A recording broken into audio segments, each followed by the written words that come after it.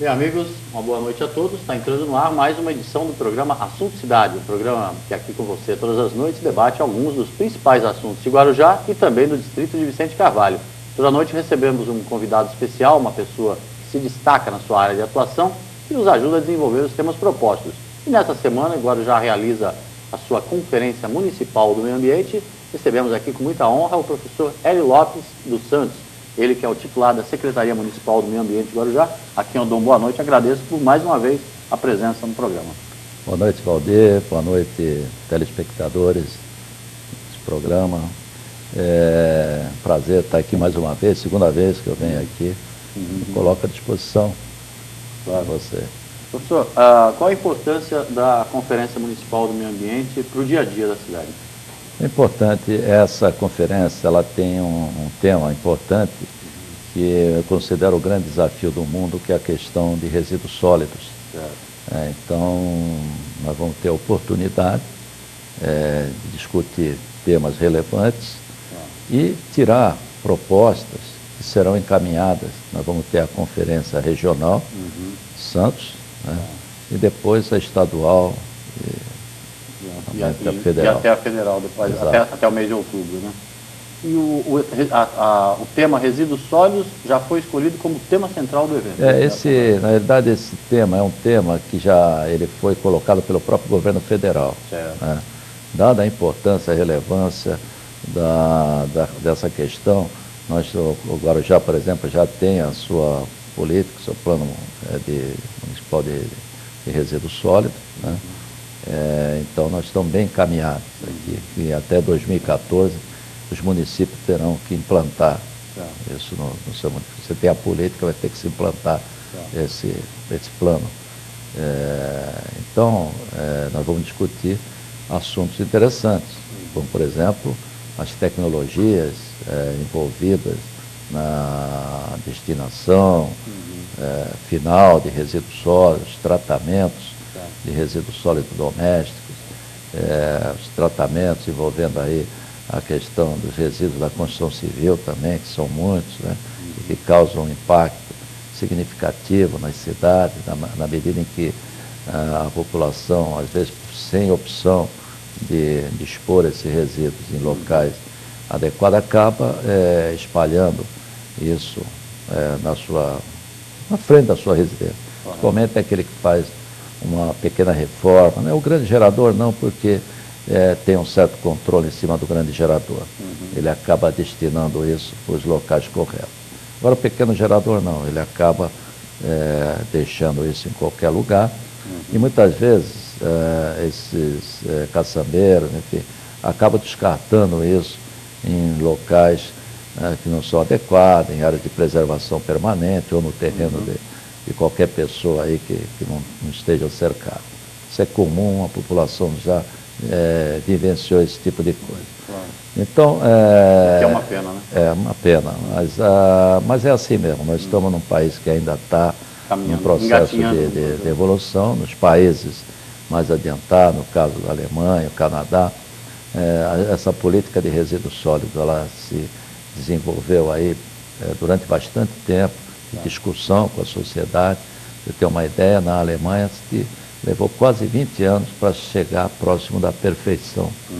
Então, hoje lá eles têm uma política bem encaminhada. Aqui no nosso país, em desenvolvimento, a grande vantagem que a gente tem de morar num país em desenvolvimento é poder olhar para um país que já passou por esse problema e tirar aquilo que é bom. Porque nem corrigir o que é ruim. Exato. Porque nem tudo que vem do primeiro mundo também é bom. Veja, o Japão é um país de primeiro mundo e mata baleia, é criticado mundialmente. Então, a gente tem que ver aquilo que é bom, retirar aquilo que é de interesse né, da nossa sociedade e poder aplicar aqui. Né? Então, hoje se discute questão de incineração, questão de destinação em aterro. Não, isso tem que ser discutido amplamente com a sociedade, né, e colocado, aquele que já tem experiência, trazer as suas experiências feitas em outros países, colocar para a sociedade poder entender e até poder fazer as suas propostas, porque é um processo democrático. Então, essas propostas que serão encaminhadas, como teve agora recentemente, também um encontro para discutir a questão das cidades. Então, lá nós temos a parte de meio ambiente, a conferência das cidades, agora a conferência de meio ambiente, e depois teremos a conferência regional também de meio ambiente. Certo. E nessa conferência é importante ressaltar que é aberta para a participação popular. É aberta a toda a sociedade. Toda a sociedade. Então, nós temos lá o poder público, nós temos também as entidades não governamentais e temos qualquer cidadão da sociedade, ele pode participar, se candidatar, dar a sua opinião, enfim, para ser até um delegado. Até aproveitando esse momento, né, que o país passa, as pessoas mostrando disposição para participar e para a transformação, né, é importante ressaltar isso. Eu acho que esse é o fórum. Esse é o fórum. O fórum não é sair por aí dando uma de baderneiro, né? Mas até a manifestação da sociedade eu acho justo. Claro. Isso daí que nós estamos vivendo no nosso país, ele reflete uma demanda reprimida do povo. Exatamente. Aquele povo que vai no INSS é maltratado, aquele que a justiça foi injusta com ele, aquele médico que não atendeu ele bem, isso foi criando uma demanda reprimida. A panela de pressão explodiu. Exato, que agora explodiu. Não só aqui, está acontecendo no mundo todo. Mas recentemente nós tivemos aí, semana passada, nos Estados Unidos, a questão de um julgamento de um rapaz, um menino de cor negra, e que foi, digamos assim, um julgamento meio estranho, né? Até o próprio presidente se manifestou. Então, ainda existe isso, mesmo em países de primeiro mundo, como é o caso dos Estados Unidos. Então, o povo ele tem que dar essa sua demonstração de que ele não está satisfeito com certas coisas.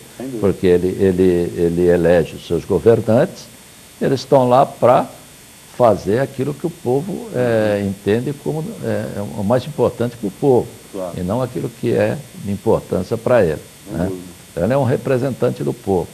Essa conferência, ela dá oportunidade para você nem fazer isso no meio da rua, você faz isso dentro de uma forma institucional.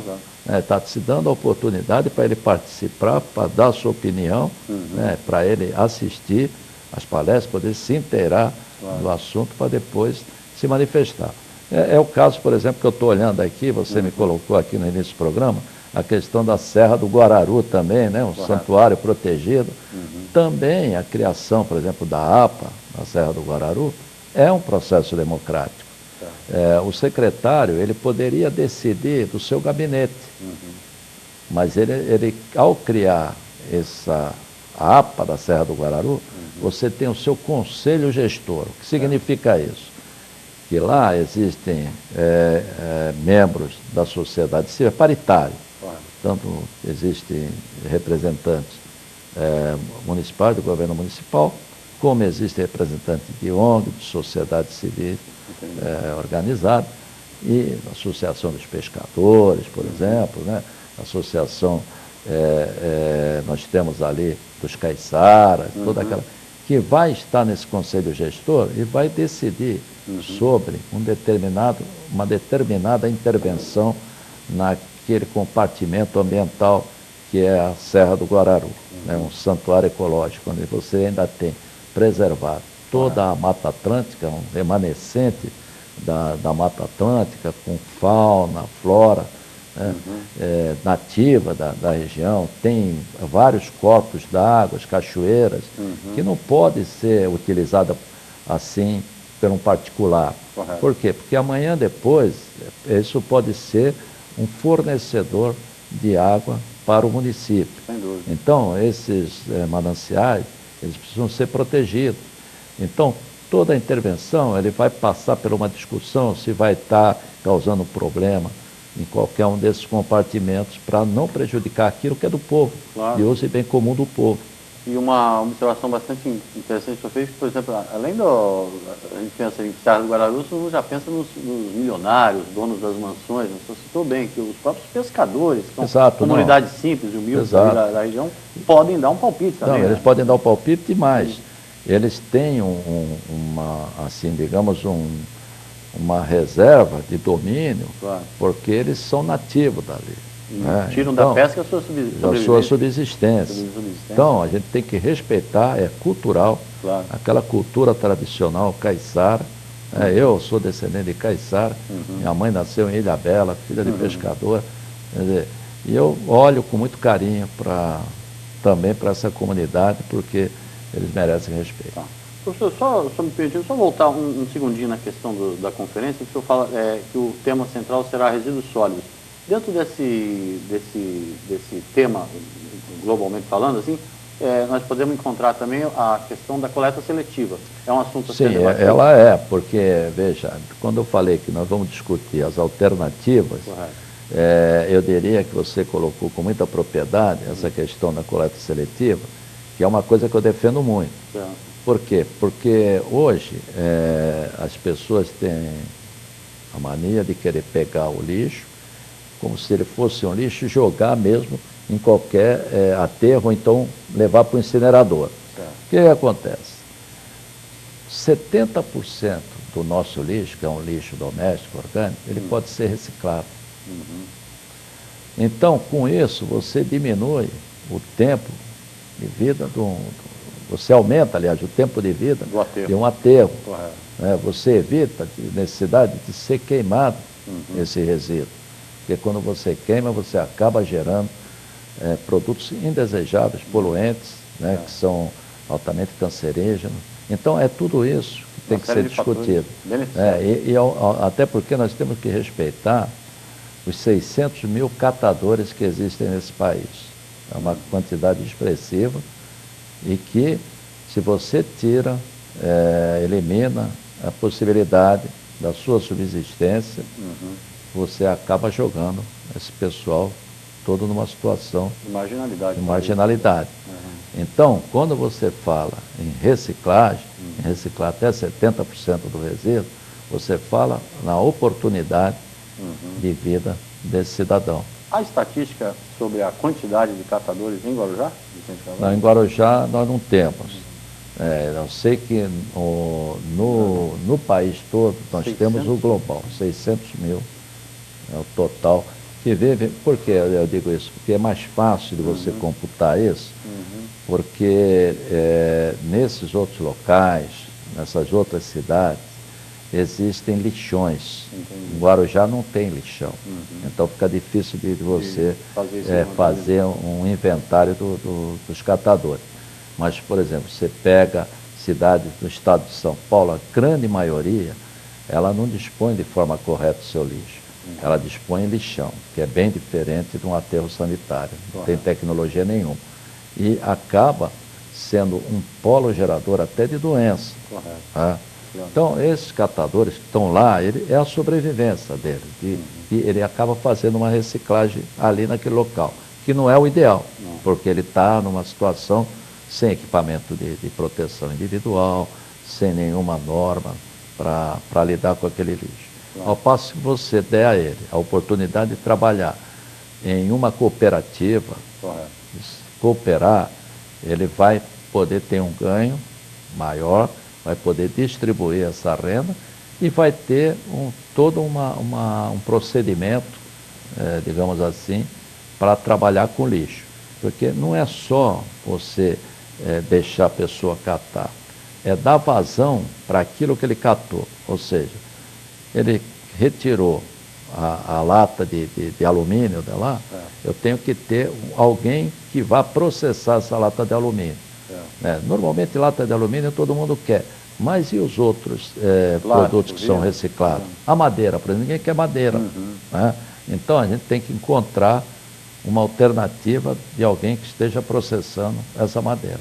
É isso que eu acho que a política tem que ver isso, dar vazão para que ele não fique jogado aí. É como fazer reforma agrária, você dá nenhuma infraestrutura. Ou seja, não dá uma semeadeira, não dá uma colheitadeira, não dá um caminhão para transporte, não tem nada, ele fica lá, morre. Jogar o camarada na terra, tem uma enxada lá. Exatamente. Então, quando se fala em catadores, em reciclagem, você tem que ter uma política muito bem, uma política de governo, uma política de governo de Estado, que o governo municipal também acaba criando a sua política municipal, para dar vazão a esse tipo de produto que vai ser retirado do lixo. Hoje o senhor conseguiria fazer classificar em que grau que o município de Guarujá se encontra nesse processo de implantação de uma coleta seletiva ideal?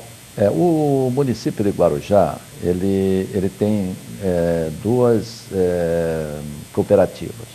Né? E a coleta seletiva, que é feita pelo próprio município, através da empresa que trabalha com lixo, com recolhimento e transporte, nós fazemos a coleta seletiva apenas nos próprios públicos. Estamos expandindo isso para os condomínios agora, que é um processo lento. Você vê, romper essa cultura que o povo ainda tem, e você precisa dar condições também para que isso dentro do apartamento. Exatamente. Você tem que começar dentro de determinado ambiente. Então, você começando pelos colégios, nada melhor, porque a criança ele acaba levando isso para os seus pais, né? Ele tem o poder de ir cobrando, de comunicação. Você vai resolver o problema do país através da educação. Não existe outra forma. A única forma que tem é pela educação. Você tem exemplos aí fora de países, né, asiáticos que resolveram o problema investindo maciçamente na educação.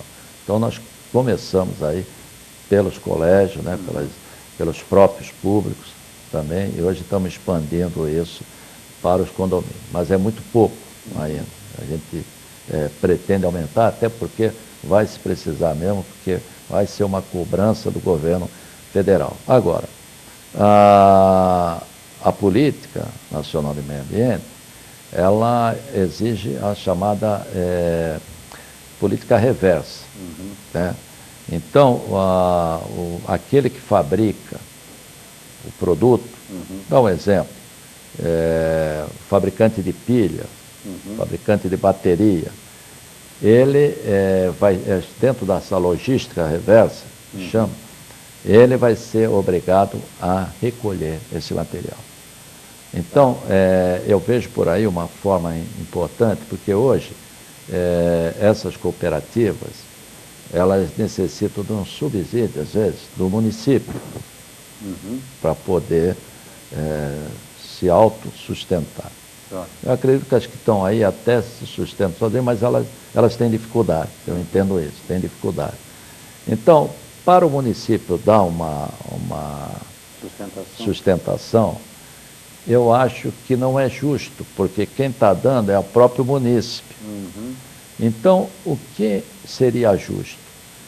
Uma firma de bateria, uma Coca-Cola, uma Guaraná, Antártica, enfim, uma dessas firmas que geram o resíduo em grande quantidade, que são as garrafas PET, ou pilhas, ou baterias, elas manterem, ao invés do município, elas manterem essas cooperativas. Uma coisa que já deveria ser até uma obrigação. Mas vai ser. Veja, por quê? Porque é a chamada logística reversa. Ela vai ter que dar sua contribuição social, porque ela está ganhando dinheiro e está emporcalhando o mundo. Então, ela vai ter que dar essa contribuição. Colaborando para limpar a sujeira que elas ajudam a fazer, né? É o chamado do berço ao túmulo, né? Você nasceu, criou aquele problema, porque perante a lei, o gerador do resíduo, ele é eternamente responsável pelo resíduo.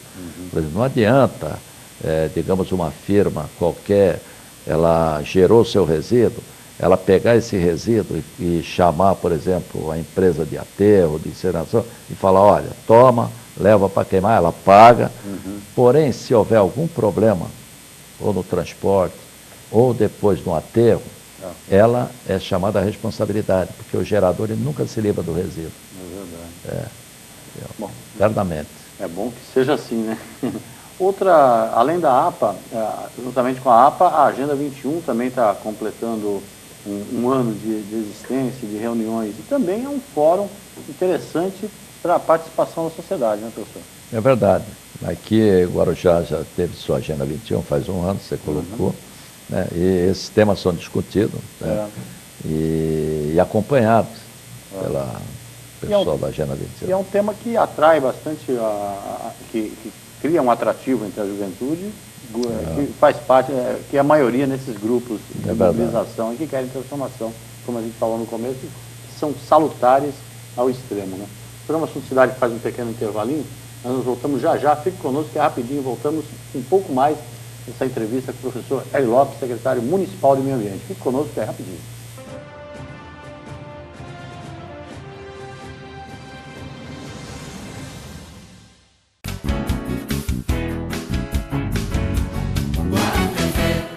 A Ateliê de Noiva César Prado está de casa nova, agora de frente ao mar. Em parceria com o amigo Salvador Matos, oferece uma casa ampla com vista privilegiada no melhor ângulo da Praia da Enseada. Estacionamento próprio, segurança, cozinha industrial, diversos ambientes, incluindo área para crianças com monitores, tudo para adequar qualquer tipo de evento. Além de equipe gabaritada, atendimento personalizado e buffet de primeira linha, o lugar é o cenário dos sonhos. Sonhe à vontade e realize com a Ateliê de Noiva César Prado e Salvador Matos. Quando a gente pensa em plano de saúde, pensa primeiro em Unimed Guarujá. Não é só porque a Unimed é a maior cooperativa de serviços médicos do mundo, com a maior rede de hospitais, clínicas conveniadas, os melhores médicos e atendimento de urgência e emergência 24 horas em todo o Brasil. A Unimed Guarujá é a mais lembrada porque não esquece de você. Atendimento domiciliar, programas de saúde preventiva e agora com um novo plano onde quem usa menos, gasta menos. Unimed Guarujá, lado a lado com você, sempre.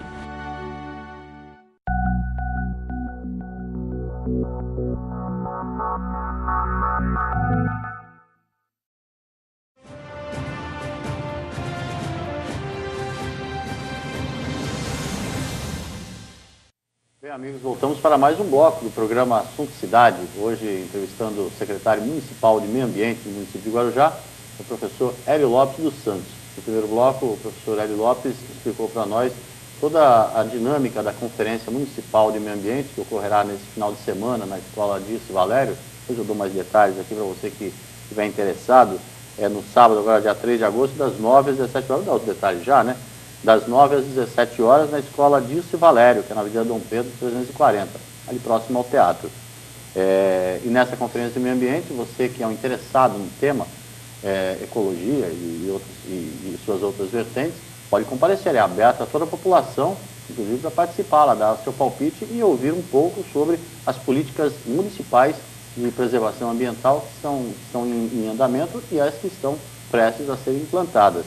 O professor também traçou um panorama aqui da questão relativa à coleta seletiva, até porque resíduos sólidos é o tema central da conferência deste ano, que, como eu disse antes, tem a municipal, a regional, a estadual e depois a conferência nacional. Resíduos sólidos é o tema central. E é importante para você que resíduos sólidos é tudo aquilo que é produzido aí desde da hora que a gente acorda até a hora que a gente dorme, né, professor? E também falamos um pouco sobre a APA, essa área de proteção ambiental da Serra do Guararu, que vem ajudando a preservar esse importante pedaço de mata atlântica da costa brasileira e que, por privilégio do guarujaense, está ali no rabo do dragão, como a gente costuma dizer. No primeiro bloco nós falamos também sobre a importância desses organismos para que a população dê vazão às suas necessidades de transformação. E no intervalo conversamos que há outros organismos também, né? Há o CONDEMA também, há a questão da Praia do Tombo também. São órgãos colegiados onde a população pode participar, né, professor? Então, o CONDEMA ele estava desativado. Quando a primeira gestão da prefeita Maria Antonieta, em 2009, nós ativamos o CONDEMA, que é um fórum importante de discussão, onde também existe os representantes da sociedade. Os mesmos, às vezes, que estão lá na APA da Serra do Guararu, estão também no CONDEMA. Né? Ali discute-se empreendimentos impactantes.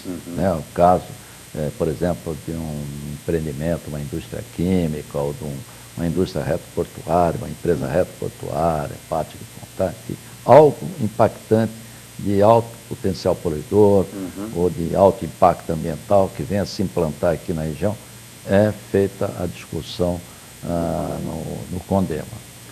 Na Praia do Tombo, em função da certificação Bandeira Azul, nós temos também um comitê gestor. Então, tudo aquilo que se decide, que se vai mudar na Praia do Tombo, passa através desse comitê gestor. Temos a Agenda 21, né? e temos as conferências, temos a Serra do Guararu, a APA da Serra do Guararu. Enfim, Guarujá está bem nessa questão ambiental. Da discussão. Da discussão, inclusive com a sociedade civil, organizada. Então, desculpe, nós temos assim, nós estamos bastante confortáveis nesse aspecto. Guarujá também tem, dentro da Secretaria de Meio Ambiente, traçou seus programas de controle ambiental. Aliás, um dos programas é o único no Brasil, que é, dentro desse programa ambiental de Guarujá, nós temos alguns projetos. E um dos projetos é o projeto de controle, né, da parte portuária e reto-portuária. Esse projeto, inclusive, agora recentemente, vai sair agora em agosto, se você me permite falar, por favor. Que é vai passar no Globo Ecologia, em agosto. Dada a importância, a TV Globo entendeu que é o único no país, veio aqui, inclusive, fazer uma reportagem. Nós estamos conseguindo avanços importantes nessa área portuária e reto-portuária. Então, hoje, empreendimentos que estão aqui na margem esquerda do porto, elas estão já com equipamentos, sistema de controle, diferentemente de outros locais do nosso país. Inclusive, agora, sexta-feira, vou estar na AGEM apresentando esse programa de controle ambiental.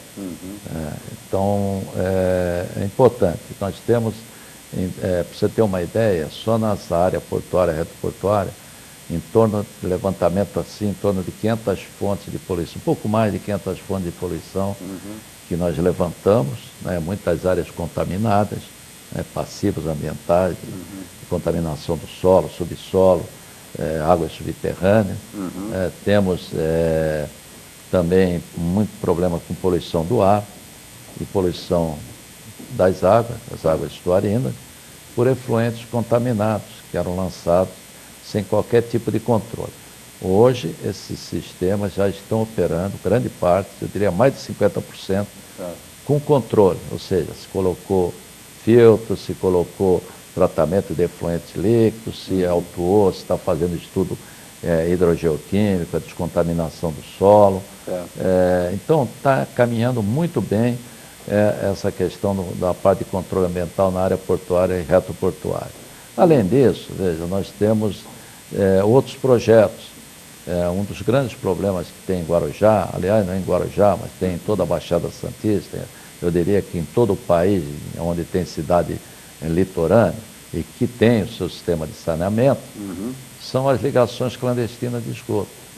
Então, as ligações clandestinas de esgoto, também existe um projeto, nós já firmamos um convênio com a Sabesp, agora, daqui a mais um mês, a Prefeitura deve lançar um programa também feito pela própria Prefeitura para identificação e regularização dessas ligações clandestinas de esgoto. São responsáveis por esses canaizinhos que acabam saindo por dentro do mar e que, principalmente em época de chuva, logo após a época de chuva, acabam trazendo uma bandeira vermelha, um prejuízo à balneabilidade da pérola do Atlântico, que não merece isso. Acho que a cidade é lindíssima, umas praias talvez mais belas do país, porque Guarujá tem um diferencial.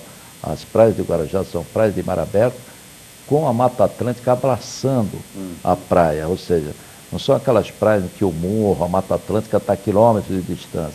Isso é que faz a beleza de Guarujá, porque ela praticamente está muito próxima da faixa de areia, enfim, e do mar, a Mata Atlântica. Então nós temos que proteger, temos que manter esse patrimônio ambiental. Uma cidade abraçada pela natureza, né?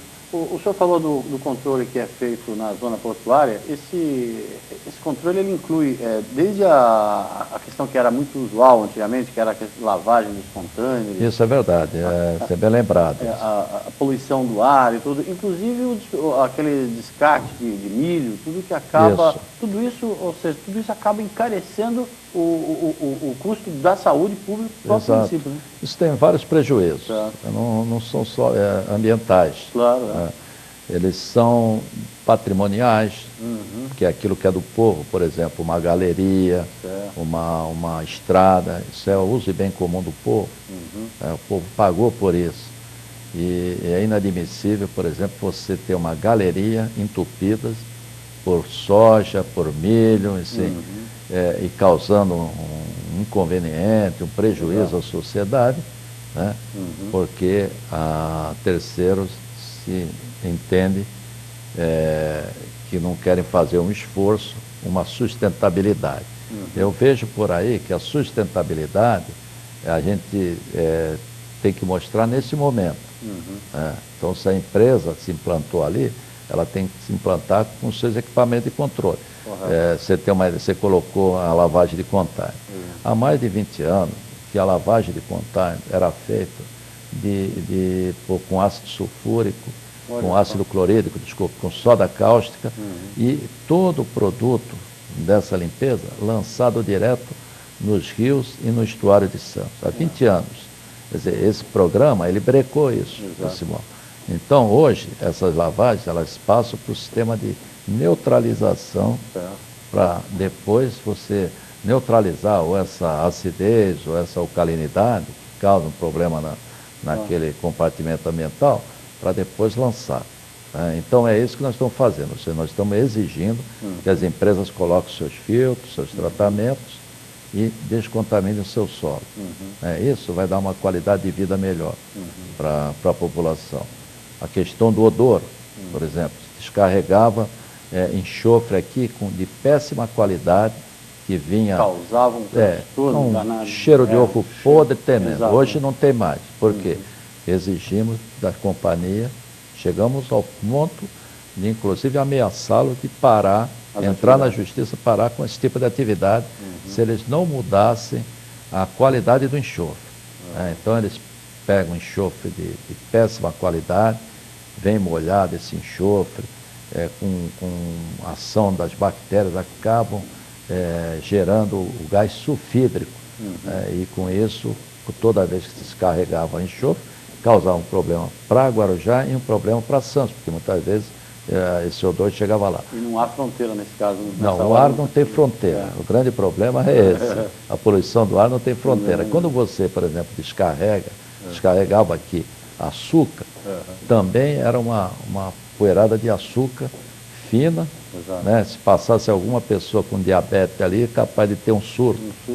Porque respirava, ou se não tivesse, no mínimo ia ficar, porque respirava sem saber, né? Aquele cheirinho gostoso, adocicado, mas que aquilo faz mal para a saúde. Então, nesse caso aí, nós exigimos que a empresa colocasse um sistema de controle para a emissão de particulado. Ela hoje utiliza um sistema de açúcar líquido, que quando o açúcar granel está caindo, ele está sendo aspergido pelo açúcar líquido. E com isso, ele faz uma umectação daquele material, do açúcar, e impede o levantamento de poeira. Uma solução simples e que deu resultado aqui. Que foi implantada a partir do trabalho de fiscalização. Exatamente. Agora, precisa ter muita gestão, muita fiscalização. Professor, assim como esse controle surgiu de uma solução simples, por exemplo, ano passado outras soluções foram criadas, implantadas para tentar se controlar a ação do homem sobre a natureza. O senhor participou na sua juventude, como o senhor contava aqui para nós, no intervalo, quando os cabelos ainda eram pretos, né, da implantação dos emissários submarinos na Baixada Santista, que, como mostra o noticiário, inclusive, estão completando 35 anos de atividade. Qual a leitura que o senhor faz desse tipo de processo hoje? E ele ainda é o ideal? A decisão naquela ocasião foi acertada de se implantar aquele emissário daquela forma? O programa nós não temos ainda mais tanto tempo, que já passamos 80% do programa, eu queria que o senhor tentasse resumir essa situação em algum tempo. É verdade. Eu acho que muitas vezes a gente defende uma tecnologia porque no mundo industrial ele vai avançando.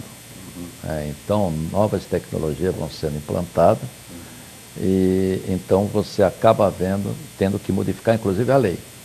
Né? Além do ponto de vista da lei. Né? Porque quando a tecnologia avança, você tem a possibilidade e fazer um tratamento que você não tinha possibilidade antes, porque ela não existia.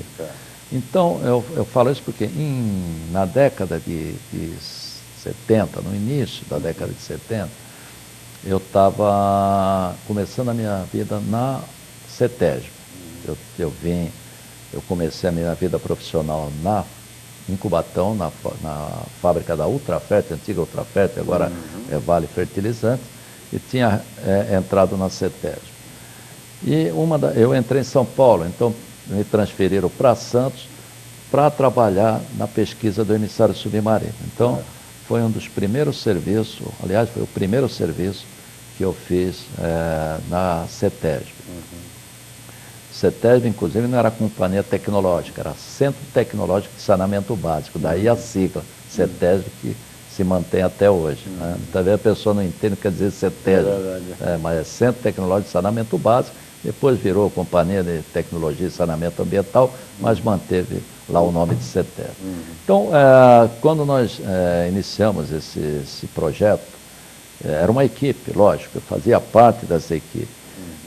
Tínhamos lá, por exemplo, uma equipe do IEA, Antigo Instituto de Energia Atômica, tinha uma equipe do IO, Instituto Sonográfico, tinha uma equipe da CETESB, era um conjunto trabalhando em pesquisas submarinas. Né?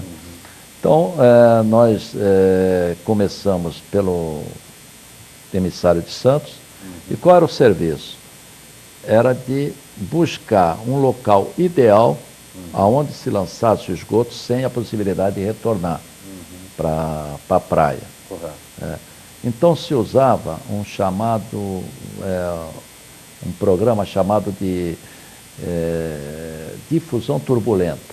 Difusão turbulenta. Se jogava um produto radioativo, um corante em alto mar, que tinha o mesmo comportamento como se fosse uma mancha de esgoto lançada. E a gente, com aparelho, com contador Geiger, já na época acompanhava o deslocamento dessa mancha, para ver se ele entrava ou se ele saía. E até encontrar o lugar ideal. Para você ter uma ideia, demorou 5 anos para encontrar o local ideal de lançamento. Além disso, faziam-se outras pesquisas, um tempo de queda bacteriológica, media-se a corrente, direção, né, dos ventos, as correntes marítimas, tudo isso foi feito para chegar num ponto. Nós fizemos isso em Santos, São Vicente, Praia Grande e o último foi em Guarujá. Né? Bom, voltando ao que você me perguntou, se hoje eu sou favorável ao emissário submarino. O que o emissário submarino trouxe de imediato? Ele trouxe um ganho da balneabilidade das praias, porque o esgoto, por exemplo, aqui de Guarujá, era lançado ali na Praia do Tombo. Hoje, a Praia do Tombo, Bandeira Azul, outrora, uma das praias mais poluídas da nossa região. Ao mesmo que acontecia em Santos, que era lançado, o esgoto era lançado lá na ponta do Taipu. Ia tudo para a Praia Grande, voltava para São Vicente, quer dizer... A Praia Grande e a Praia do Gonzaguinha eram conhecidamente... poluídas pelo esgoto. Então, de imediato, esse emissário submarino, ele tirou o esgoto da praia e levou para alto mar. E com isso você voltou a ter balneabilidade nas praias. Porém, se você me pergunta se eu sou favorável a ele, eu diria que não. Por quê? Porque ele não tem tratamento. É um esgoto in natura. É um esgoto in natura.